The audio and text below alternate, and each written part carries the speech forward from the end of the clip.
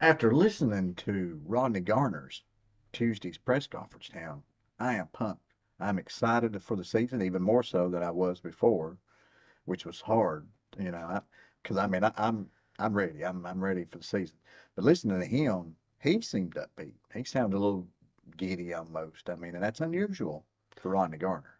Yes, it is. Rodney's an old school, kick your tail before I pat you on the back sometimes. But I mean, he brings it straight forward. He'll let you know this guy's not doing this. He's not doing that. And today was more about like, hey, this guy is doing this. This guy is Mhm. doing that. It's unusual for Rodney. It is. I mean, that is so unusual for him. So maybe I'm reading a little bit too much into it, but he sounded very upbeat and he was giving a lot of positives instead of negatives about, look, guys. I believe he knows he's got a pretty good room up front, Bob. And if you got a good defensive line, Tim, you're going to have a good defense. I mean, Well, pretty it's much. a good foundation anyway. I mean, I mean, you got to have some you're only people as good as behind you. that defensive line going to But be. it starts right there. Always has, always will. You've got to build off of that. And he's got some building blocks in there. Uh, I said building blocks, not bricks. For anyone that wants to Yeah, know, yeah, don't get, building blocks. yeah, don't get upset. Yeah, don't Okay, spaz out. right. One of the people he talked about today was Omar Lot and how he was a definite upgrade. And I'm sure he's referring to the transfer that went Stage on to, Terry. yeah, Oklahoma. Yeah, I drawn a blank there. So, and he was a pretty started several games for us. So, I mean, if that's an upgrade, you got him, which I loved. It looked great in spring. I mean, I was pushing him. I've been pumping him up ever since then, and I'm gonna take one there because I may be wrong about everybody else, but so far looks like he's doing really well, and so I'm happy with that.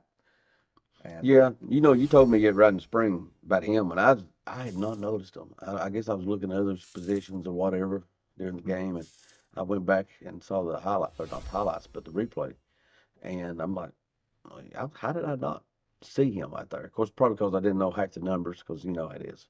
But I mean, he's definitely looked the part in spring. He's apparently had a really good, strong off season, mhm, starting in the fall, bringing it, being pretty consistent. yeah.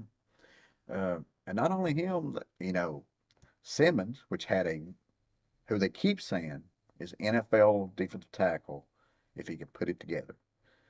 And he's a guy that's been on our bench and hardly ever plays. So if you can add a guy who's been on our bench, hardly ever plays, and put him in a prominent role and as an NFL type defensive tackle, then I mean, you know that defensive line's going to look better. So you got him. He's looking great. Yeah, It's always been a weight thing with him. He says he's like 340 now, which is he's never going to be a small man. no. But his consistency has been his downfall down there. Mhm. And in spring, the whole thing with him was, hey, he put together two good practices. No, he put together four. No, he's been there for 2 weeks now. What's going on here? And I think that's why they changed his number, Bob. Yeah, he went from 51, I think it was, to 10.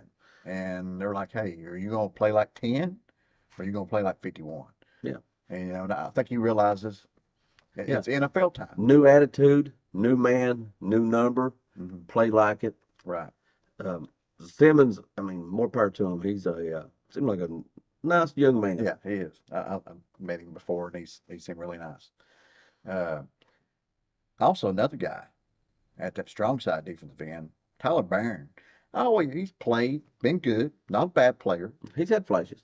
but I reckon they've said he has bought in, had his best offseason. I mean, they've always said his talent was there, but I always like, well, but he's been more Tyler instead of team, and seems like he's really, bought in and more team oriented now. Well, honestly, I thought for him to really shine, he'd probably have to do it in pass rush situations just from the defensive tackle Hmm. spot. And I still think that's a good spot for him Hmm. to get interior penetration.